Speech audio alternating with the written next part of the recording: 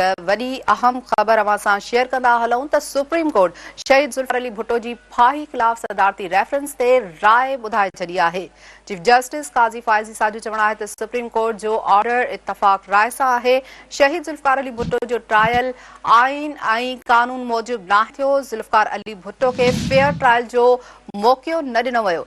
जेसिताईं ग़लतियूं तस्लीम न कयूं वेंदियूं अॻिते वधी न सघिबो। शहीद भुट्टो केस में बुनियादी हक़ ते अमल न कयो वियो। तारीख़ जा कुझु फ़ैसिला आहिनि जंहिं सबबि अॼु हीअ सूरतहाल आहे। अहम तरीन ख़बर अवां सां शेयर कयूं पिया। सुप्रीम कोर्ट शहीद ज़ुल्फ़िकार अली भुट्टो जी फाही ख़िलाफ़ सदारती रेफरेंस ते राय ॿुधाए छॾी आहे।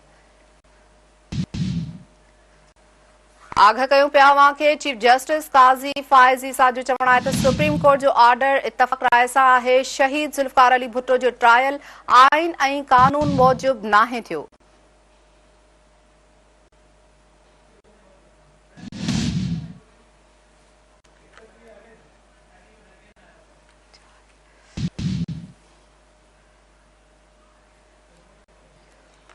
अहम तरीन ख़बर नाज़ असां शेयर करे रहिया आहियूं। सुप्रीम कोर्ट ज़ुल्फ़िकार भुट्टो खे फाही ॾियण ख़िलाफ़ केस जो फ़ैसिलो ॿुधाए छॾियो आहे।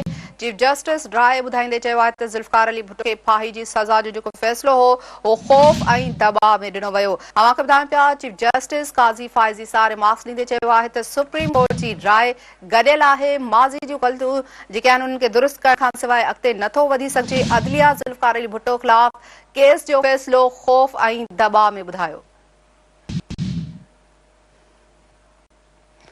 जी नाज़रीन अव्हां खे ॿुधायूं पिया चीफ जस्टिस जो चवणु हो त शहीद ज़ुल्फ़िकार अली भुट्टो खे शफ़ाफ़ ट्रायल जो मौक़ो न ॾिनो वियो।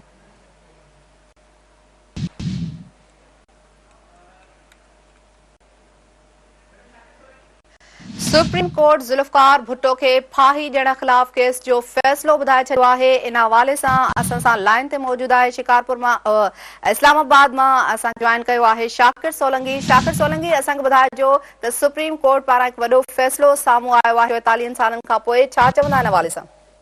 हाँ जी बिल्कुल। सुप्रीम कोर्ट अॼु नंबर 3 जेको लार्ज बेंच आहे चीफ जस्टिस जे सरबराही में उन मुतफ़िक़ा फ़ैसिलो ॾिनो आहे। चीफ जस्टिस वाज़िह कयो आहे त हीउ मुतफ़िक़ फ़ैसिलो आहे ऐं इन में चयो आहे त ज़ुल्फ़िकार अली भुट्टो खे भुट्टो जो जेको ट्रायल में जेको फेयर ट्रायल जे बुनियादी हक़ ते जेको आहे उहो अमल न कयो वियो हो ऐं चीफ जस्टिस काज़ी फ़ाइज़ ईसा जे सरबराहीअ में इहो फ़ैसिलो ॾिनो वियो आहे नंबर लार्जर बेंच जे तरफ़ां। ऐं चीफ जस्टिस वाज़िह कयो त हीउ जेको आहे मुतफ़िक़ा फ़ैसिलो आहे। सुप्रीम कोर्ट जो अर्ज़ु जेको आहे असां सभिनी जी राय हिकु ई आहे। अदालत जे तरफ़ां जेको आहे पंहिंजे राय में इहो चयो वियो आहे त तारीख़ में कुझु केस अहिड़ा हूंदा आहिनि जिन जो तुर क़ाइमु कयो आहे त अदलिया जेको आहे उहो ख़ौफ़ में फ़ैसिला ॾिना आहिनि ऐं माज़ीअ जे ग़लतियुनि खे तस्लीम करण खां सवाइ जेको आहे दुरुस्त सिमत में जेको आहे अॻिते नथो वधी सघिजे। ऐं सदारती रेफरेंस में सवाल उथारियो वियो हो त छा फेयर ट्रायल थियो हो या न। भुट्टो ट्रायल में फेयर ट्रायल जो जेको बुनियादी हक़ आहे उन ते अमल दरामद न कयो वियो आहे।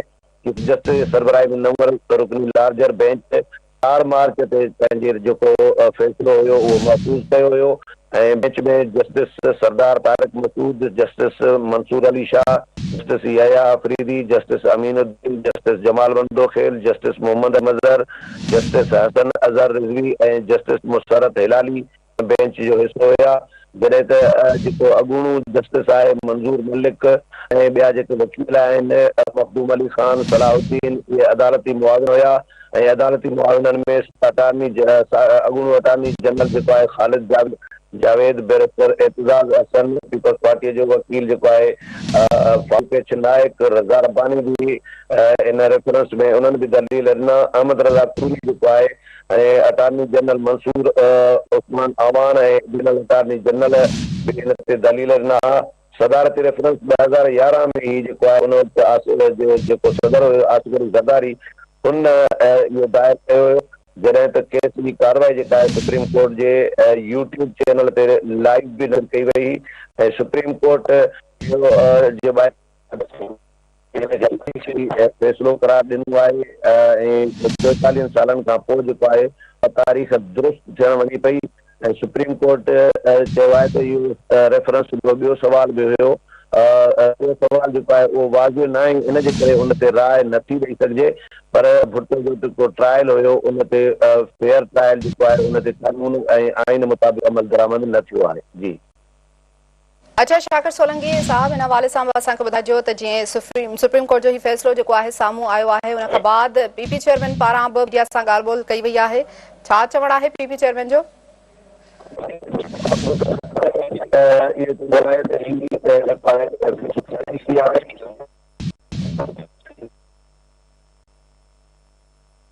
नाज़रीन, जी टेक्निकल प्रॉब्लम्स जे करे असांजो आवाज़ जेको आहे नाज़रीन ताईं क्लियर नथो पहुची सघे। अव्हांखे इन हवाले सां अपडेट करे रहिया आहियूं त सुप्रीम कोर्ट शहीद ज़ुल्फ़िकार अली भुट्टो जे भाई ख़िलाफ़ सदारती रेफरेंस ते राय ॿुधाए छॾी आहे। चीफ जस्टिस काज़ी फ़ाइज़ ईसा जो चवणु आहे त सुप्रीम कोर्ट जो ऑर्डर इत्तफ़ाक़ सां आहे। शहीद ज़ुल्फ़िकार अली भुट्टो जो ट्रायल आइन ऐं कानून मूजिब नाहे थो। अव्हांखे ॿुधायूं पिया त ज़ुल्फ़िकार अली भुट्टो खे फेयर ट्रायल जो मौक़ो न ॾिनो वियो। जेसिताईं ग़लतियूं तस्लीम न कयूं वेंदियूं, अॻिते वधी न सघिबो। शहीद केस में बुनियादी हक़ ते अमल न कयो वियो। तारीख़ जा कुझु फ़ैसिला आहिनि जंहिं सबबि हीअ सूरत हाल पैदा थी आहे। हिकु वॾो फ़ैसिलो सुप्रीम कोर्ट जो साम्हूं आयो आहे। नाज़रीन, ॿुधाइनि पिया सुप्रीम कोर्ट शहीद ज़ुल्फ़िकार अली भुट्टो जे भाई ख़िलाफ़ सदारती रेफरेंस ते राय ॿुधाए छॾी आहे। चीफ जस्टिस काज़ी फ़ाइज़ ईसा जो चवणु आहे त सुप्रीम कोर्ट जो ऑर्डर इत्तफ़ाक़ राय सां आहे। शहीद ज़ुल्फ़िकार अली भुट्टो जो ट्रायल ऐं आइन कानून मूजिब नाहे थियो। ज़ुल्फ़िकार अली भुट्टो खे फेयर ट्रायल जो मौक़ो न ॾिनो वियो।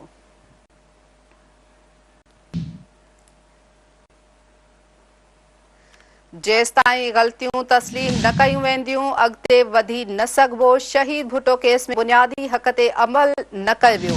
तारीख़ जा कुझु फ़ैसिला आहिनि जंहिं सबबि अॼु हीअ सूरत हाल पैदा थी आहे। अहम ख़बर आहे, असां सां शेयर करे रहिया आहियूं। सुप्रीम कोर्ट शहीद ज़ुल्फ़िकार अली भुट्टो जी भाई ख़िलाफ़ सदारती रेफरेंस ते राय ॿुधाए छॾी आहे। चीफ जस्टिस काज़ी फ़ाइज़ ईसा जो चवणु आहे त सुप्रीम कोर्ट जो ऑर्डर इत्तफ़ाक़ राय सां आहे। शहीद ज़ुल्फ़िकार अली भुट्टो जो ट्रायल आइन ऐं कानून मूजिब नाहे थियो।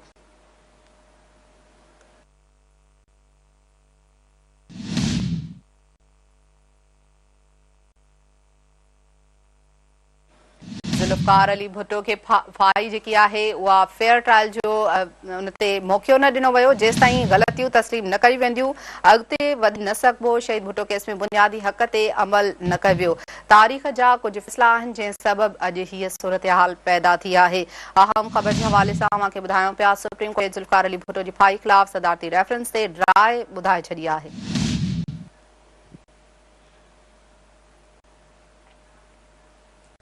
चीफ जस्टिस काज़ी फ़ाइज़ ईसा जो चवणु आहे त सुप्रीम कोर्ट जो ऑर्डर इत्तफ़ाक़ राय सां आहे। शहीद ज़ुल्फ़िकार अली भुट्टो जो जेको ट्रायल आहे आइन ऐं कानून मूजिब नाहे थियो। ज़ुल्फ़िकार अली भुट्टो खे फेयर ट्रायल जो मौक़ो न ॾिनो वियो।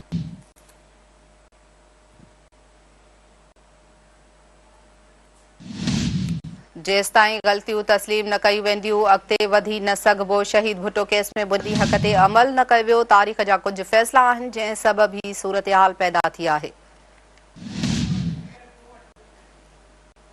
सुप्रीम कोर्ट शहीद ज़ुल्फ़िकार अली भुट्टो जी फाही ख़िलाफ़ सदारती रेफरेंस ते राय ॿुधाए छॾी आहे। चीफ जस्टिस काज़ी फ़ाइज़ ईसा जो चवणु आहे त सुप्रीम कोर्ट जो ऑर्डर इत्तफ़ाक़ राय सां आहे। शहीद ज़ुल्फ़िकार अली भुट्टो जो ट्रायल आइन ऐं कानून मूजिब नाहे थियो। ज़ुल्फ़िकार अली भुट्टो खे फेयर ट्रायल जो मौक़ो न ॾिनो वियो। जेसिताईं ग़लति तस्लीम न कयूं वेंदियूं, अॻिते वधी न सघिबो। शहीद भुट्टो केस में बुनियादी हक़ ते अमल न कयो वियो। तारीख़ जा कुझु फ़ैसिला आहिनि जंहिं सबबि अॼु ही सूरत हाल पैदा थी आहे।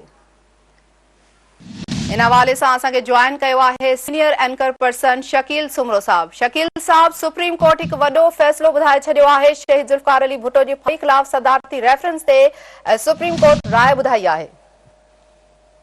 जी अनिला, सुप्रीम कोर्ट जे चीफ जस्टिस काज़ी फ़ाइज़ ईसा जी सरबराही में 9 रुकनी लार्जर बेंच जेको आहे शहीद ज़ुल्फ़िकार अली भुट्टो जे भाई केस जे सिलसिले में पंहिंजी राय जेको आहे उहा ॿुधाए छॾी आहे, जंहिंमें चयो वियो आहे त ज़ुल्फ़िकार भुट्टो खे शफ़ाफ़ ट्रायल जो हक़ न ॾिनो वियो ऐं असांखे पंहिंजी ग़लतियुनि खे जेको आहे उहो तस्लीम करणु खपे। सुप्रीम कोर्ट पारां जेको सदारती रेफरेंस हुयो अॻूणे सदर आसिफ ज़रदारी पारां सुप्रीम कोर्ट खे शहीद ज़ुल्फ़िकार अली भुट्टो जी भाई जे हवाले सां जेको रेफरेंस मोकिलियो वियो हो, उन में चीफ जस्टिस काज़ी फ़ाइज़ ईसा जी सरबराही 9 रुकनी लार्जर बेंच क़ाइमु कई वई हुई ऐं उन जी मुख़्तलिफ़ वक़्तनि ते ॿुधणियूं थियूं। उन खां बाद में राय जेको आहे उहो फ़ैसिलो महफ़ूज़ कयो वियो हो। अॼु चीफ जस्टिस जी सरबराही में 9 रुकनी लार्जर बेंच जेको आहे उहा पंहिंजी राय ॾेई छॾी आहे, जंहिंमें राय में चयो वियो आहे त ज़ुल्फ़िकार अली भुट्टो जेको केस हुयो उन में शफ़ाफ़ ट्रायल जो जेको हक़ आहे उहो न ॾिनो वियो हुयो। ऐं उन में इहो बि चयो वियो आहे त अदालतूं जेके आहिनि उन्हनि में ख़ुदि एहतिसाबी जो अमल हुजणु खपे। अदालतुनि माज़ी जी ग़लतियुनि खे तस्लीम करण खां सवाइ ते नथियूं वधी सघनि। वज़ीर आज़म ज़ुल्फ़िकार अली भुट्टो लाहौर हाई कोर्ट में ट्रायल फौजी आमिर ज़ियाउल हक़ जे दौर में थियो हो। सुप्रीम कोर्ट जी राय मूजिब त सदर मुमलकत जेको आहे रेफरेंस मोकिलियो, जंहिंखां पोइ हुकूमतनि जेको आहे उहो वापसि न कयो ज़ुल्फ़िकार अली भुट्टो जे ख़िलाफ़ लाहौर हाई कोर्ट में ट्रायल ऐं सुप्रीम कोर्ट में अपील जेका आहे उहा बुनियादी हक़ खे साम्हूं रखी न कई वई। ज़ुल्फ़िकार अली भुट्टो खे शफ़ाफ़ ट्रायल जो हक़ जेको आहे उहो न ॾिनो वियो। सुप्रीम कोर्ट जी ही लार्जर जेका बेंच आहे उन इहो फ़ैसिलो ॿुधायो आहे। ऐं जेको चयो वियो आहे त सुप्रीम कोर्ट हिकिड़ो ॿियो जेको सुवाल उथारियो आहे उनमें इहो चयो वियो आहे त कानूनी जेको सुवाल आहे ज़ुल्फ़िकार अली भुट्टो जे केस में उहो न उथारियो वियो।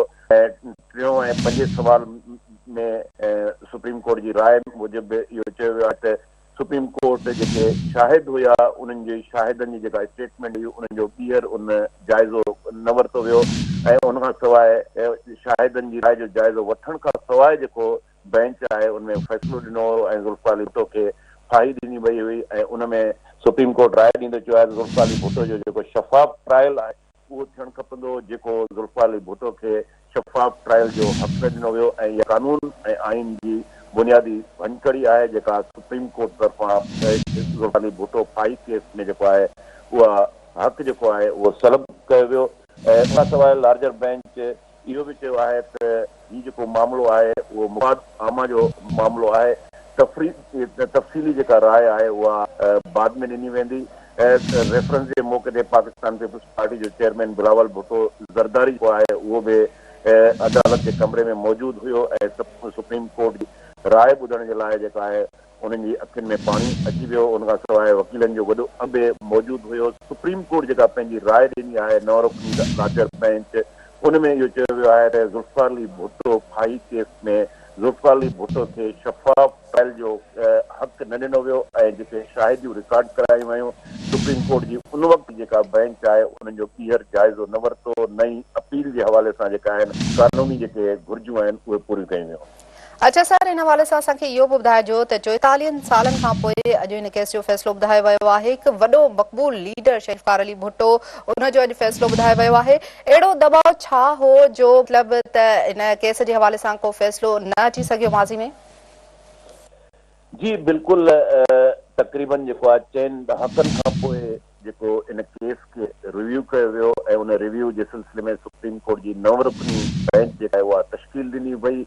आमिर ज़ियाउल हक़ जो दौर हुयो। ज़ुल्फ़िकार अली भुट्टे जी जेका हुकूमत हुई 77 में उनजो तख़्तो उल्टो कयो वियो। उन खां बाद में कसूरी जे मर्डर केस में ज़ुल्फ़िकार अली भुट्टो खे जेको आहे उहो गिरफ़्तार कयो वियो। कोट लखपत जेल में रखियो वियो। लाहौर हाई कोर्ट में जेको आहे उनजो ट्रायल थियो। ऐं उन ट्रायल जे अंदरि जेका सुप्रीम कोर्ट जी राय आहे उन इहो तस्लीम आहे त ऐं उन सां गॾोगॾु अदालत खे बि चयो वियो आहे त अदालतूं जेकॾहिं माज़ी में उन्हनि खां ग़लति कम थिया आहिनि त उहे ग़लती उन्हनि खे तस्लीम करणु खपे। ऐं इन केस जे अंदरि जेको आहे हिकिड़े जस्टिस बाद में जेको आहे उहो इंटरव्यू ॾिनो हुयो। उन इंटरव्यू में हुन इहा ग़लती क़बूल कई हुई ऐं इहो एतराफ़ कयो हुयो त ज़ुल्फ़िकार अली भुट्टे जे जेको केस आहे उन केस जे अंदरि जेको आहे उन वक़्त जे डिक्टेटर यानी जनरल ज़ियाउल हक़ उन्हनि जे मथां दबाव हुयो ऐं दबाव जे नतीजे में इहो फ़ैसिलो जेको आहे हुननि सादिर कयो। ऐं हिन वक़्तु सुप्रीम कोर्ट जेको आहे इहे ॿुधणियूं ख़ासि तौर ते जेके इन केस जे हवाले सां मुख़्तलिफ़ जेके हारीफ़ हुया उन्हनि जा दलील बि ॿुधा विया ऐं उन दौर जो जेको फरियादी हुयो उन्हनि जा बि दलील ॿुधा विया। उन खां बाद सुप्रीम कोर्ट जी ही राय जेका आहे तमामु अहमियत जो की आहे, तमामु वॾी जेको आहे इहो फ़ैसिलो आहे त ज़ुल्फ़िकार अली भुट्टो जो जेको ट्रायल आहे उहो शफ़ाफ़ ट्रायल जो हुनखे हक़ न ॾिनो वियो। यानी त ज़ुल्फ़िकार अली भुट्टे जो जेको फाही वारो केस आहे उहो ग़लति साबित थी चुको आहे ऐं उन में जेके कानूनी घुर्जूं हुयूं उहे पूरियूं कयूं वयूं। शाहिदनि जो जेको आहे उन्हनि जो ॿीहर जाइज़ो न वरितो वियो ऐं सुप्रीम कोर्ट चयो आहे त अदालतुनि खे पंहिंजूं ग़लतियूं जेके आहिनि उहे तस्लीम करणु खपनि। ऐं माज़ी जे अंदरि इहा अदालत खां ग़लती तस्लीम ॾी जंहिंमें हिकिड़ो चूंडियल वज़ीर आज़म जेको आहे उहो पाई चढ़ी वियो। अच्छा सर, जीअं तव्हां ॿुधायो त माज़ी में इन केस जे हवाले सां को बि जेको आहे अहिड़ो फ़ैसिलो साम्हूं न अची सघियो, पर ॾिठो वञे त पीपुल्स पार्टी जो हुकूमती दौर बि रहियो आहे माज़ी में, ऐं हिन केस खे अॼु एतिरा साल थी विया आहिनि। अव्हां छा था सम्झो त पीपुल्स पार्टी जे तरफ़ां ही केस स्ट्रॉन्ग नमूने विढ़े वियो हो? पीपल्स पार्टी मुख़्तलिफ़ वक़्त ते इहा डिमांड कंदी रही हुई त ज़ुल्फ़िकार अली भुट्टो जो जेको केस आहे उहो रिव्यू कयो वञे, तारीख़ जो जेको रिकॉर्ड आहे उनखे दुरुस्त कयो वञे। अदालती रिकॉर्ड जेको जंहिंमें अॼु सुप्रीम कोर्ट चयो आहे त अदालतुनि खे पंहिंजी ग़लती तस्लीम करणु खपे ऐं पीपल्स पार्टी पंहिंजे मुख़्तलिफ़ वक़्तनि ते इहा डिमांड कंदी रही आहे त ज़ुल्फ़िकार अली भुट्टो जे केस में जेको ग़लति फ़ैसिलो कयो वियो, शफ़ाफ़ ट्रायल न कयो वियो, उन खे ग़लती तस्लीम कंदे ऐं तारीख़ जो अदालत जो रिकॉर्ड जेको आहे उहो दुरुस्त कयो वञे ऐं उन खां बाद में अॻूणे सदर आसिफ़ ज़रदारी जॾहिं हुन सदारती उहिदो ते वेठो हुयो त हिकिड़ो रेफरेंस जेको आहे उहो सुप्रीम कोर्ट खे मोकिलियो हो, जंहिंमें ज़ुल्फ़िकार अली भुट्टो फाही केस जे हवाले सां जेको आहे उहो उनखे नए सिरे सां जेको आहे रिव्यू करण जी दरख़्वास्त कई वई हुई। उन खां बाद में इहो मुख़्तलिफ़ वक़्तनि ते जेको आहे ट्रायल न थी सघियो। सुप्रीम कोर्ट जे चीफ जस्टिस काज़ी फ़ाइज़ ईसा जी सरबराही में 9 रुकनी जेका आहे लार्जर बेंच क़ाइमु कई वई, मुख़्तलिफ़ तन ते उन जूं ॿुधणियूं थियूं। उन खां बाद में राय जेको आहे उहो महफ़ूज़ कई वई। अॼु जेका राय ॿुधाई वई आहे जंहिंमें चयो वियो आहे त ज़ुल्फ़िकार भुट्टो फाही केस जे हवाले सां जेको ट्रायल आहे उनमें बुनियादी जेके हक़ आहिनि या अपील जे हवाले सां सुप्रीम कोर्ट में जेका अपील दाख़िल कई वई उनमें बुनियादी हक़ जेके आहिनि उन्हनि खे कोन रखियो वियो ऐं नई शाहिद जेके आहिनि उन्हनि जी राय खे ॿीहर ॿुधो वियो।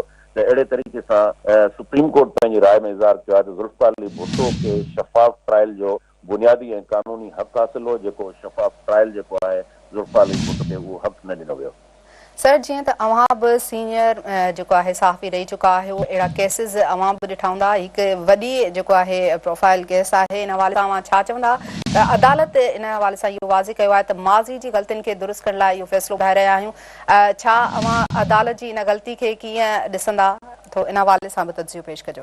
जी बिल्कुलु, ही अदालती रिकॉर्ड खे दुरुस्त करण जी, तारीख़ रिकॉर्ड खे दुरुस्त करण जी ॻाल्हि आहे। बाक़ी ज़ुल्फ़िकार अली भुट्टो उनखे त फाही ॾिनी वई, उहो हिन वक़्तु दुनिया में मौजूदु न आहे ऐं मां सम्झां थो त अदालतुनि खे बि अहिड़े क़िस्म जा जेके आहिनि उहे ग़लतियुनि मां सबक़ सिखणु खपे। माज़ी जो जेको अदालती ट्रैक रहियो आहे उनमें ख़ुदि चीफ जस्टिस ऐं ॿिया जज जेके आहिनि इन राय जो इज़हार बि कंदा रहिया आहिनि, पंहिंजे जेके रिमार्क्स आहिनि उन्हनि जा उनमें उनजो रेफरेंस बि ॾींदा विया आहिनि, जिनमें चयो वियो आहे त अदालतूं जेके आहिनि नज़रिये जी ज़रूरत तहत जेको आहे फ़ैसिला कंदी रहियूं आहिनि। या खोड़ सारा मिसाल ॾेई सघजनि था। दोतू केस जेको आहे उहो केस जो रेफरेंस तौर उनखे कोर्ट पाण करे सघूं था। नुसरत भुट्टो केस आहे, उन खां सवाइ असगर ख़ान केस आहे, आसमा जेलानी केस आहे, मुख़्तलिफ़ जेके केस आहिनि इन नोयत जा, उन मां ख़बर पए थी त नज़रिये ज़रूरत तहत जेके आहिनि उहे अदालतुनि तरफ़ां फ़ैसिला कया वञनि था ऐं अदालतूं जेके आहिनि उहो जन आला अदालतुनि ख़ुदि LFO जेको आहे उनखे जेको आहे उहो जस्टिफाई कयो, लीगलाइज़ कयो। त इन क़िस्म जूं अदालतूं जेके आहिनि जंहिंमें चीफ जस्टिस जो इज़हार करे चुको आहे त अदालतुनि खे पंहिंजी माज़ी जूं ग़लतियूं जेके आहिनि उनखे तस्लीम करणु खपे। जिन केसनि जो मां रेफरेंस तो हवालो ॾिनो उहे सेम केस आहिनि नज़रिया जी ज़रूरत तहत जिनमें अदालतुनि खां ग़लतियूं थियूं। ज़ुल्फ़िकार अली भुट्टो केस में बि ईअं ई अदालतुनि खां ग़लतियूं थियूं, छाकाणि त हुनमें जेके शाहिदनि जी स्टेटमेंट हुई उनखे ॿीहर उनजो जाइज़ो न वरितो वियो। सुप्रीम कोर्ट में जेका अपील दाख़िल कई वई उनमें जेके कानूनी घुर्जूं हुयूं उनखे साम्हूं न रखियो वियो। उन खां बाद में ख़ुदि जेके अॻिते जेके बेंच में शामिल जज हुआ उन्हनि मां हिकु जज जेको आहे पंहिंजे इंटरव्यू में बाद में चयो त हुननि जे मथां डेटर ज़ियाउल हक़ जो दबाव हुयो ऐं उनमें हुननि जूं जेके कानूनी घुर्जूं आहिनि उहे पूरी न कई वयूं। त मां सम्झां थो त ज़ुल्फ़िकार अली भुट्टो जो जेको कसूरी मर्डर केस में उनखे फाही वारो फ़ैसिलो हुयो उहो ग़लति साबित थी चुको आहे ऐं उनमें तारीख़ जो रिकॉर्ड जेको आहे हिन वक़्तु अदालती तारीख़ जो रिकॉर्ड जेको आहे उहो दुरुस्त कयो वियो आहे। हू आम पब्लिक जे अंदरि जेको आहे ज़ुल्फ़िकार अली भुट्टो खे शहादत जो जेको आहे अॻु में ई स्टेटस मिलियल आहे ऐं आवाम जो वॾो अंग जेको आहे उनखे शहीद सम्झे थो। 77 में उनजी गवर्नमेंट ख़तमु कई। उन खां बाद में उनजा मुख़्तलिफ़ वक़्तनि ते ट्रायल थींदा रहिया। बाद में कसूरी मर्डर केस में उनखे जेको आहे उहो गिरफ़्तार कयो वियो ऐं लाहौर हाई कोर्ट में जेको आहे उहो 7 रुकनी बेंच जेका आहे उनजी सरबराही में जो ट्रायल हलंदो रहियो। उन खां बाद में उनखे फाही ॾिनी वई ऐं अॼु सुप्रीम कोर्ट इहो तस्लीम कयो आहे त ज़ुल्फ़िकार अली भुट्टो खे जेको कानूनी ऐं आइनी तौर ते शफ़ाफ़ ट्रायल जो हक़ हुयो उहो शफ़ाफ़ ट्रायल जो हक़ न ॾिनो वियो। मां सम्झां थो त हीउ तमामु वॾो सुप्रीम कोर्ट जो फ़ैसिलो आहे ऐं सुप्रीम कोर्ट जे अहिड़े फ़ैसिले मां अदालती जेके फ़ैसिला थिया आहिनि उन्हनि खे लेसन लर्न करणु खपे त जीअं इन क़िस्म जा जेके आहिनि लीडर अहिड़े क़िस्म जा दबाव तहत फ़ैसिला जेका आहिनि सादर न कया वञनि। जॾहिं दबाव तहत फ़ैसिला सादर कया वञनि था त उन सां जुडिशरी जे मथां सवाल उथनि था। सॼो डेमोक्रेटिक जेको सिस्टम आहे उहो डिरेल थी वञे थो त अहिड़े तरीक़े सां उनजो जेको नुक़सानु आहे उन नुक़सान जो इहो ई अज़ालो करे सघे थो त जमहूरियत खे स्ट्रेंथन कयो वञे ऐं पॉलिटिकल पार्टी खां बि जेके ग़लतियूं थियूं आहिनि उन्हनि खे बि खुलियल दिलि सां उहे तस्लीम करणु खपनि।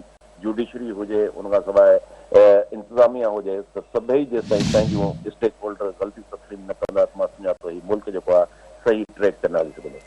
शकील साहब, जीअं अवां चयो त अॼु अदालत पंहिंजी तारीख़ सुधारी आहे, ग़लती तस्लीम कई आहे। जॾहिं त कानूनी हवाले सां ॻाल्हि कई त शफ़ाफ़ ट्रायल न मिली सघियो हिन केस में। हिकु तरफ़ त इहे सभु शयूं पंहिंजी जॻह ते ठीकु आहिनि, हिकु वॾो मक़बूल लीडर ऐं उनखे ईअं अहिड़े क़िस्म जी फाही जी सज़ा ॾियणु, इन जे हवाले सां छा चवंदा, छा सियासत ते सवालिया निशान नाहे?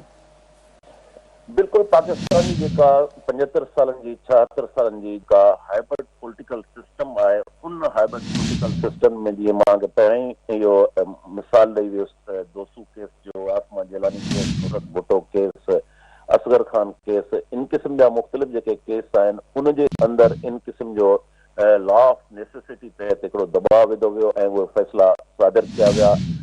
परवेज़ मुशर्रफ जॾहिं LFO जे ज़रिए जेका आहे एमरजेंसी लॻाई या मार्शल लॻाई त उनखे बि अदालतूं उन वक़्त जूं जेके अदालतूं हुयूं उन्हनि खे जस्टिफाइड कयो, लीगलाइज़ कयो ऐं उन खां बाद असां ॾिठो त अदलिया जी बहाली जे लाइ हिकिड़ी तहरीक बि हली। त मुख़्तलिफ़ मौक़नि ते इन क़िस्म जो जेको आहे फ़ैसिलनि सां जेको जमहूरी सिस्टम आहे उहो डिरेल थींदो रहियो आहे।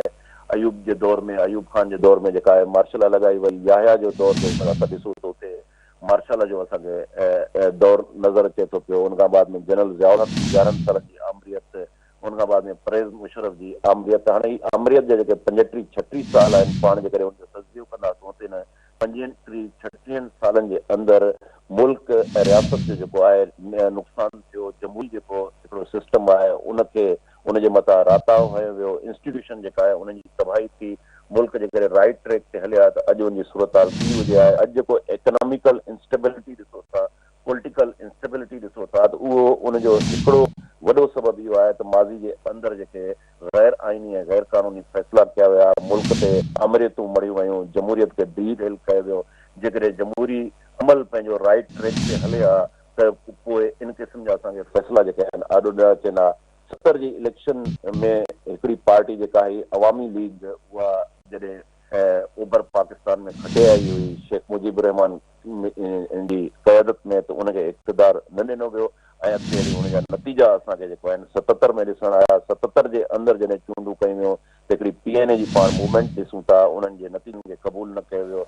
अॻिते हली 77 जे अंदरि असां ॾिसूं था त ज़ुल्फ़िकार अली भुट्टो जो इक़्तिदार जेको आहे उहो उन ते राताव हयो वञे थो। जनरल ज़िया जी मार्शल ॾिसूं था, मार्शल जे अंदरि क्लाशनकोव कल्चर, हीरोइन कल्चर, धाड़ेल कल्चर ऐं पोइ ॾिसूं था त असां सॼो जेको अर्बनाइज़ेशन आहे जो हिकिड़ो क्लास आहे उहो डिस्ट्रॉय थिए थो पियो, जागीरदारियत खे हथी मिले थी पई। त इन क़िस्म जे फ़ैसिलनि सां मां सम्झा मुल्क खे नुक़सानु पहुतो आहे ऐं सुप्रीम कोर्ट जो हीउ जेको फ़ैसिलो आयो आहे उनखे न रुॻो अदालतुनि खे पर जेके जमहूरियत जा थंब आहिनि, मुख़्तलिफ़ पिलर्स आहिनि, उन्हनि खे बि लेसन लर्न करणु। अच्छा सर, 44 साल हिकु वॾो अरसो आहे। अवां जीअं ॿुधायो त कानून जे हवाले सां बि ॻाल्हि कई ऐं माज़ी जे हवाले सां बि असांजे नाज़रीन खे आगाह कयो। हिकु वॾो अरसो आहे, 44 साल हिकु वॾे लीडर खे इंसाफ़ नथो मिली सघे त ॿिया माण्हुनि जा जेके केसिस हलनि पिया, छा उन्हनि खे इंसाफ़ मिली सघियो हूंदो?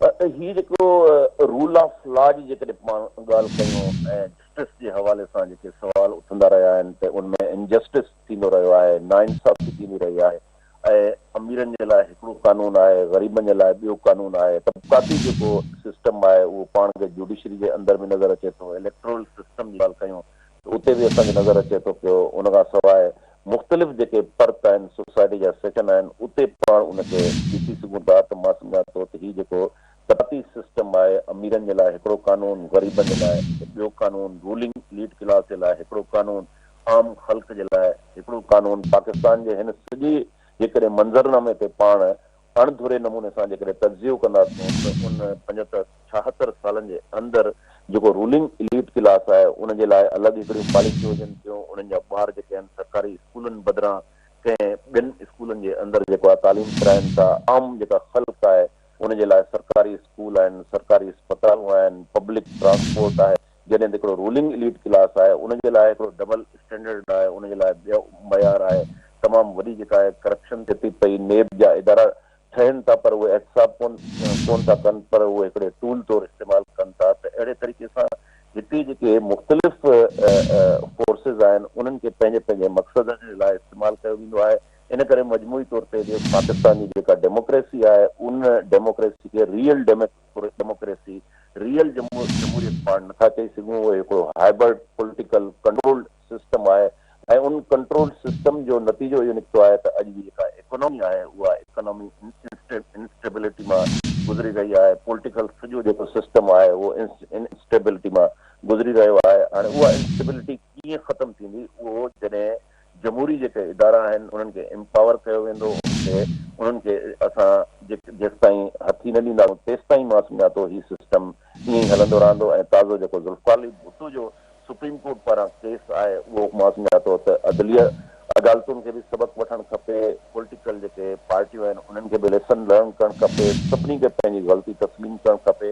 ऐं अॼु ई जेकॾहिं मुल्क खे राइट डायरेक्शन में हलायो वञे थो पियो त मां सम्झां थो ईंदड़ 10-15 सालनि खां पोइ उनजा नतीजा मिलंदा।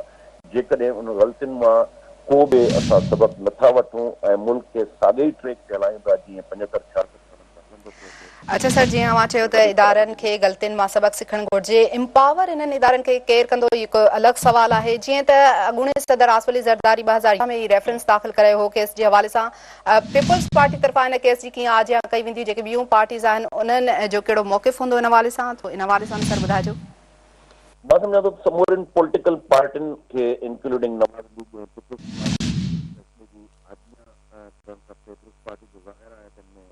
घुर हुई ऐं उन्हनि आजमा कई आहे फ़ैसिले जी, पर असांखे जेको ईंदड़ वक़्त जे अंदरि न रुगो जुडिशरी जे लाइ मां चवां थो, पर जेके पॉलिटिकल पार्टियूं आहिनि उन्हनि खां जेकॾहिं जेके ग़लतियूं थियूं आहिनि, जेकॾहिं उन्हनि कंप्रोमाइज़ कया आहिनि ऐं जमहूरियत खे डीरेल करण में उनजो किथे न किथे हथु आहे, त उन्हनि पॉलिटिकल पार्टियुनि खे बि पंहिंजी माज़िन जी ग़लतियुनि खे तस्लीम कंदे अॻिते हली जेको आहे एतराफ़ी बयान जारी करणु खपनि ऐं कंफेस करणु खपे ऐं अॻिते लाइ जेको आहे इहो तय करणु खपे त मुल्क खे राइट ट्रैक ते हलायो वेंदो। पर हिन वक़्तु जेको असां पॉलिटिक्स ॾिसूं था उन मां असांखे नथो लॻे त को मुल्क खे राइट ट्रैक ते हलायो वेंदो, छाकाणि त जेसि ताईं जमहूरी इदारनि खे स्ट्रेंथन न कयो वेंदो तेसि ताईं मां सम्झां थो इहो सवाल जेको आहे सवालिया ई निशान रहंदो। ठीकु आहे सर, वॾी महिरबानी, अवां असांखे जॉइन कयो ऐं पंहिंजे तजिए खां आगाह कयो। नाज़रीन खे अहम तरी ख़बर जे हवाले सां ॿुधायूं पिया त सुप्रीम कोर्ट शहीद ज़ुल्फ़िकार अली भुट्टो भाई ख़िलाफ़ सदारती रेफरेंस ते राय ॿुधाए छॾी। चीफ जस्टिस काज़ी फाज़ी सां जो चवणु आहे त सुप्रीम कोर्ट जो ऑर्डर इतफ़ाक़ राय सां आहे। शहीद ज़ुल्फ़िकार अली भुट्टो जो ट्रायल आइन ऐं कानून मूजिबि नाहे थियो। ज़ुल्फ़िकार अली भुट्टो खे फेयर ट्रायल जो मौक़ो न ॾिनो वियो। जेसिताईं ग़लतियूं तस्लीम न कयूं वेंदियूं अॻिते वधी न सघिबो। शहीद भुट्टो केस में बुनियादी हक़ ते अमल न कयो वियो। तारीख़ जा कुझु फ़ैसिला आहिनि जंहिं सबबि अॼु ही सूरतहाल पैदा थी आहे।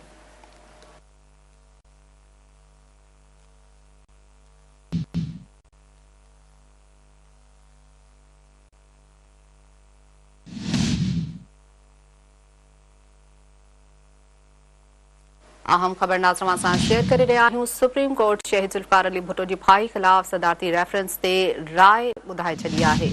अवां खे ॿुधायूं पिया चीफ जस्टिस काज़ी फाज़ी सां जो चवणु आहे त सुप्रीम कोर्ट जो ऑर्डर इतफ़ाक़ राय सां आहे। शहीद ज़ुल्फ़िकार अली भुट्टो जो ट्रायल आइन ऐं कानून मूजिबि नाहे थियो।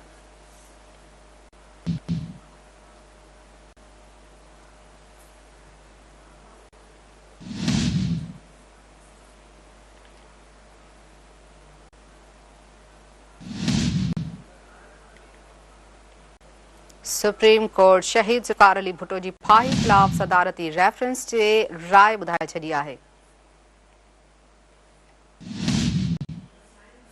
सुप्रीम कोर्ट शहीद ज़ुल्फ़िकार अली भुट्टो जी भाई ख़िलाफ़ सदारती रेफरेंस ते राय ॿुधाए छॾी आहे। इन हवाले सां असांखे जॉइन कयो आहे सीनियर तजिए निगार शाहीन कुरैशी साहब। अस्सलाम वालेकुम सर। अस्सलाम वालेकुम जी। जी सर, सुप्रीम कोर्ट की जानिब से बहुत बड़ी राय सुनाई गई है, क्या कहेंगे इस हवाले से, शहीद ज़ुल्फ़िकार केस के हवाले से? देखिए, ये एक तारीखी बात है जिसमें ये जो آصف علی زرداری صاحب جب صدر تھے انہوں نے 12 سال پہلے لگ بھگ یہ جو ہے ریفرنس جو ہے بھیجا تھا سپریم کورٹ کو، اور اس کے بعد جو ہے قاضی فائز عیسیٰ صاحب نے اس کے اوپر جو ہے پروسیڈنگ شروع کی، کیونکہ سینئر جج جو ہیں سردار طارق ریٹائر ہو رہے تھے، تو پھر چونکہ یہ بینچ ختم ہو جاتا اگر اس سے پہلے اس کو نہ ایکسپیڈائٹ کرتے، تو وہ آج فیصلہ سنا دیا گیا ہے، اور جس کے اندر جو عوام الناس کی زبان پر بات تھی اسی چیز کو کیس کو سن کے اور اپنی تمام تر لیمیٹیشن کے باوجود متفقہ طور پر سپریم کورٹ نے یہ قرار دیا ہے کہ شہید ذوالفقار علی بھٹو کو جو ہے آئین کے تحت ان نے اپنے حق دفاع جو ہے اور ان کو کوئی موقع نہیں دیا گیا، اور یہ ایک ناانصافی ہوتی ہے کہ کسی سربراہ مملکت کو اور معروف رہنما کو جو عوام کا منتخب وزیر اعظم ہو اس کی حکومت کا تختہ پلٹ آ جائے، اور اس کے بعد جو ہے ان کے اوپر پرانے کیسز کر کے انہیں ٹارگٹ کیا جائے، اور یہ تو چونکہ اختصار کے ساتھ ابھی فیصلہ سنا دیا گیا ہے تو اس کی تفصیلات بھی آئیں گی کہ کس طرح ان کو وکٹمائز کیا گیا، کس طرح ڈائریکٹ جو ہے ہائی کورٹ کے اندر جو ہے اس کو ٹرائل کورٹ بنا دیا گیا جبکہ ہائی کورٹ ٹرائل کورٹ نہیں ہوتی، اور کس طرح ان بھٹو شہید کی اچھے ابر مسلمان ہونے کے بارے میں بھی اس وقت کا چیف جسٹس جو ہے مولوی مشتاق کیا کیا کہتا رہا، کس طرح وہاں جنگلے میں جو ہے کھڑا کیا گیا، یہ تمام تاریخی حقائق اور ناانصافیاں جو ہیں ڈیفینیٹلی جو ہے ایک تفصیلی فیصلے کے اندر آئیں گی، لیکن تمام جج صاحبان نے چونکہ یہ متفقہ جو ہے ججمنٹ سنائی ہے کہ جس میں یہ بتایا گیا ہے کہ آئین کے مطابق جو بھٹو شہید کو حق تھا اس کے مطابق یہ پروسیڈنگ نہیں ہوئی، اور اپنا جو ہے یہ حق ہوتا ہے کسی کا بھی کہ وہ اپنا اس کو فیئر ٹرائل کا موقع ملے، اور اگر فیئر ٹرائل کا موقع ہی نہیں ملا تو یہ ظلم ہو گیا، یہ ناانصافی ہو گئی، تو یہ ناانصافی کا اعتراف جو ہے سپریم کورٹ کی جانب سے جب فیئر ٹرائل ہی نہیں ہوا تو وہ انفیئر ٹرائل ہو گیا نا، تو انفیئر ٹرائل کا مطلب ہے کہ ان کو ٹارگٹ کیا گیا اور ان کو انصاف کے تقاضے پورے نہیں کیے گئے، نہ انہیں اپنے دفاع کا موقع دیا گیا، تو یہ تو تفصیلات جو ہیں ڈیٹیل اس میں آئیں گی، لیکن جو پاکستان کی، اور چونکہ عدالتوں نے یہ بھی قرار دیا، سپریم کورٹ نے یہ کہا کہ ماضی میں جب تک ہمارے غلطیوں کا ہم اعتراف نہیں کر سکتے تو ہم درست سمت کی طرف پیش رفت نہیں کر سکتے، اور جو پہلے بھی ماضی میں غلط فیصلے ہوئے لیکن ہمیں اس میں چونکہ صدر مملکت آصف علی زرداری نے ریفرنس بھیجا تھا اور اس عرصے میں دیگر حکومتوں میں بھی اس ریفرنس کو واپس نہیں لیا، تو ہم پابند ہیں کہ ہم اس کو سمجھیں کہ یہ تمام حکومتیں چاہتی ہیں کہ اس پہ جو ہے سپریم کورٹ اپنی رائے دے، تو سپریم کورٹ نے متفقہ طور پر یہ تو ڈکلیئر کر دیا ہے کہ بھٹو شہید کی جو ہے ان کو فیئر ٹرائل کا موقع نہیں دیا گیا، لیکن انہوں نے ان چیزوں کو بھی آگے جا کر ایکسپلین کرنا ہے کہ اس فیصلے کو سزا کے بارے میں کس طرح ریورسل بھی نہیں ہو سکتی تھی اور کیا کیا دشواریاں تھیں اور کن ڈیفیکلٹ سچویشن میں تھے، لیکن یہ ایک سطح پر جو ہے انصاف ضرور ملا کہ ذوالفقار علی بھٹو شہید کو جو ہے نا انصافی کرتے ہوئے انہیں زندگی سے محروم کیا گیا، اور یہ عدالتی جو ہے تاریخ کا ایک جو ہے سیاہ دھبا جو ہے مارشل لا میں صدر ضیاء الحق عامر کے دور میں ہوا، جس کے اندر مولوی مشتاق جیسے ججوں نے اور سپریم کورٹ کے جو ہے نسیم حسن شاہ، انوار الحق جیسے ججوں نے جو ہے شرمناک رول ادا کیا، چونکہ آج پاکستان کی سپریم کورٹ نے یہ کہہ دیا گیا کہ جب کسی پر جو الزام ہو اور اس کو فیئر ٹرائل کا موقع نہ ملے تو پھر تو یہ ناانصافی ہو گئی، تو اگر پاکستان کی اعلیٰ ترین عدالتیں ہی ناانصافی کی جو ہے وہ کریں تو پھر لوگوں کا اعتماد جو ہے اعلیٰ عدالتوں سے اٹھ جاتا ہے، لیکن آج بڑی ایک جذباتی صورتحال بھی تھی کہ جب یہ فیصلہ سنایا جا رہا تھا یا رائے سنائی جا رہی تھی سپریم کورٹ کی جانب سے مختصر، تو اس وقت بلاول بھٹو بھی جو ہے سپریم کورٹ میں موجود تھے، اور وہ جو ہے ان کی آنکھیں نم تھیں اور اشتبار بھی تھے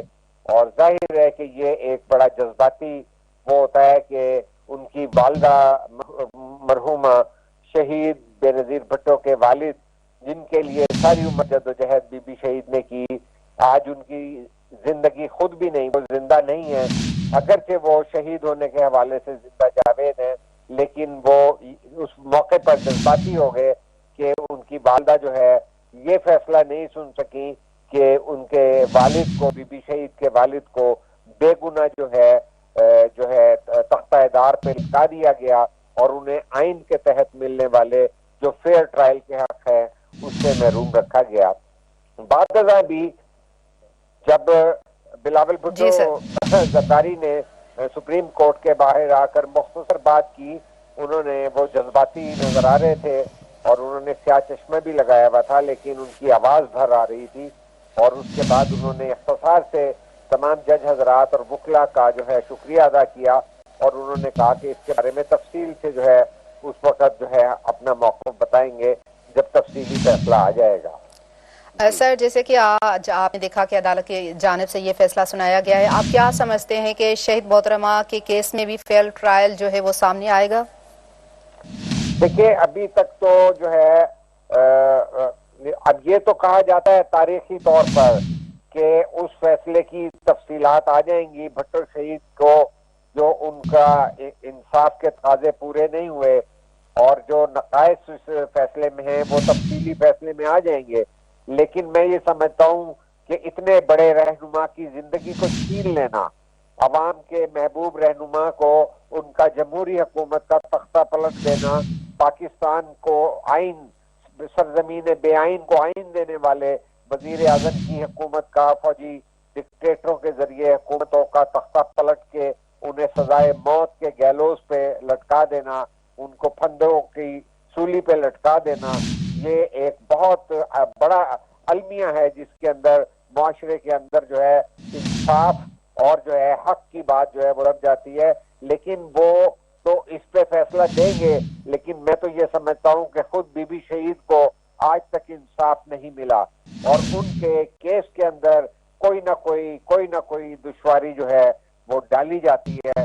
میں تو یہ بھی سمجھنے میں حق بجانب ہوں کہ جب بی بی شہید کی اگرچہ پیپلز پارٹی کی اس وقت حکومت بن گئی تھی، لیکن کچھ اداروں کی جانب سے اس کے اندر تعاون نہ کرنے کی باعث جو ہے وہ جو ہے بی بی شہید کی بھی کیس کی تفصیل جو ہے آزادانہ ماحول میں نہیں ہوئی، چونکہ ساری پاکستان کو پتا ہے کہ جب وہ دھماکہ ہوا اور ان کو ٹارگٹ کیا گیا اس کے فوری بعد وہ کون سی قوتیں تھیں جنہوں نے جگہ کو دھونے کا آرڈر کر دیا اور وہ نشان اور وہ نشانیاں اور وہ شواہد اور وہ ثبوت جو ہے انہیں جو ہے ختم کر دیا گیا، جو ایک مجرمانہ فعل کے ضمن میں آتا ہے۔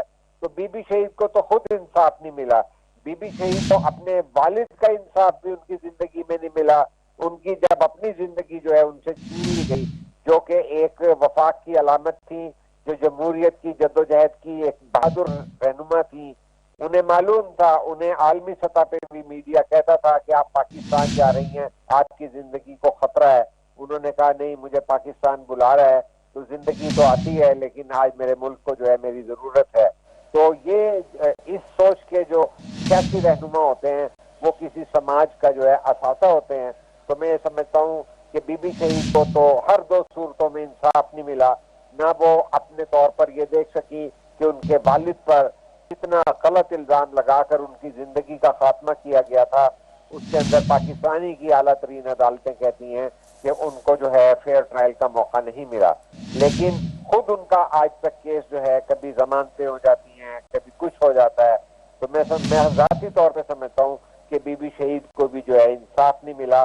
اتنی بڑی رہنما جو عوام کے ووٹوں سے برسر اقتدار آئے، جو ویل ڈیل نہ کرتے ہوں، تو ان کا اور بہادر قیادت کا تو حق ہوتا ہے کہ ان کو ہمیشہ جو ہے ٹریبیوٹ پیش کیا جائے، خراج عقیدت پیش کیا جائے، جو اپنی زندگی تک قربان کر دیتے ہیں، اور یہی جو ہے سوچ تو کس معاشرے کو آگے لے کے جاتی ہے جہاں پر بے لوث قیادت جو ہے معاشرے کو جمہوری راستے پر استوار کرنے کے لیے اور محکوم عوام کو اقتدار میں لانے اور ان کی زندگی کو بدلنے کے لیے کوشش کریں۔ تو میں سمجھتا ہوں کہ एक वक्त आएगा कि बीबी शहीद को भी इंसाफ मिलेगा। इंशाल्लाह सर, हम इस हवाले से आपसे पूछेंगे कि मुख्तलिफ हुकूमतें आई 44 ईयर्स के दौरान, पीपल्स पार्टी की भी हुकूमत आई, क्या ये जो कुव्वतें आप बता रहे हैं इतनी हावी हो गई थी इन हुकूमतों के ऊपर या इदारों के ऊपर, जो ये 44 ईयर्स के बाद जो फैसला सुनाया गया है? देखिए, अपने बात पे है कि जब आप किसी मुल्क का एक इमरानी मुआहिदा होता है जिसके तहत जो है वफाकी इकाइयां उस मुआहिदे के तहत, उस आइन के तहत एक ज़ाब्ते में होती हैं कि एक वफाकी पार्लिमानी जमहूरी निज़ाम में सिंध, पंजाब, बलूचिस्तान और खैबर पख्तूनख्वा उस धागे में पिरोए में हैं। लेकिन अगर कोई आमिर आकर उस आइन को मुअत्तल कर दें और बाद अज़ा कहें कि ये कागज के 2 सफ़े हैं जो मैंने फाड़ दिए, तो ये कितना बड़ा जुल्म है कि उस मुल्क की, उस रियासत के को बेआइन जो है सरजमीन बना देना, उनके वजूद की जो अलामत है, जो उनके वजूद का सबूत है, जिस मुआहिदे, इमरानी मुआहिदे के तहत उनका वजूद होता है, वफाकी पार्लिमानी निज़ाम के तहत, हम जमहूरी प्रोसेस के तहत इकट्ठे हैं तमाम, तो अगर वो बुनियाद ही छीन ली जाए तो कितना बड़ा जुल्म होता है। तो चूंकि आमराना तर्ज अमल चला, 11 साल तक तो जौला कामरियत लेके चलते रहे, उसके बाद गैर जमाती इंतखाब कराकर और उसमें IGI और दीगर फैक्टर लाकर नवाज शरीफ जैसी जो है लाडलों की हुकूमतें लाई गई।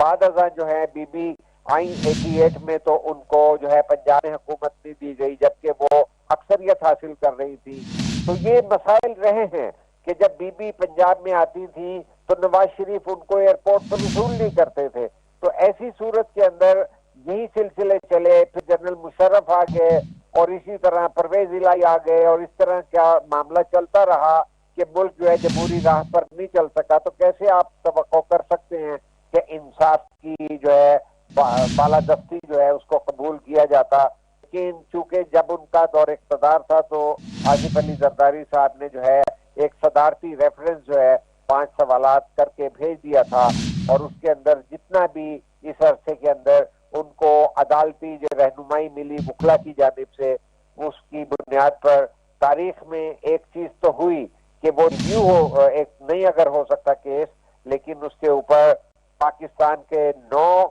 जज साहिबान ने सुनकर ये कह दिया, ये करार दे दिया कि जो है पाकिस्तान के साबिक शहीद वजीर आजम जुल्फ़िकार अली भुट्टो को जो है उनके आइन में दिए गए हकूक, फेयर ट्रायल का मुनसिफाना हक जो है उससे महरूम रखा गया था।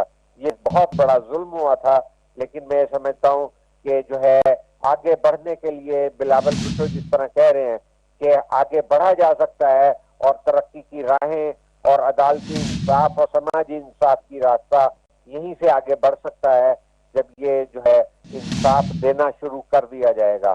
तो ये एक मुस्बित सोच का इजहार किया है उन्होंने। तो मैं समझता हूँ कि देर आए दुरुस्त आए, लेकिन जो है पॉजिटिविज्म के जरिए मुस्बत सोच रखते हुए आगे बढ़ना होगा, क्योंकि जब नाइंसाफियां जिस जगह आ जाती हैं वो माशरे तबाही के जो है ना में घिर जाते हैं। तो इंसाफ एक ऐसी बुनियाद होती है जो सबको मुत्तहिद रखती है और इकट्ठा रखती है।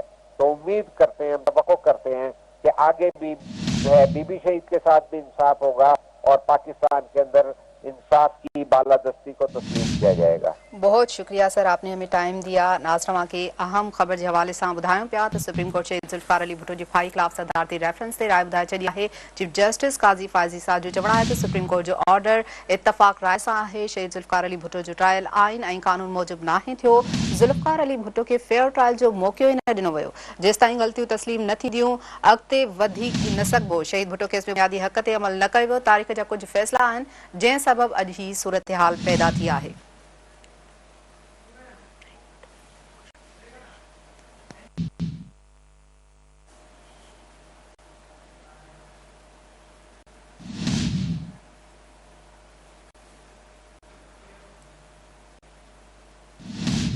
ख़बरुनि जे हवाले सां अपडेट करण जो सिलसिलो जारी आहे। अचूं था हेडलाइन सां गॾु, ॾिसंदा रहो सिंध TV न्यूज़।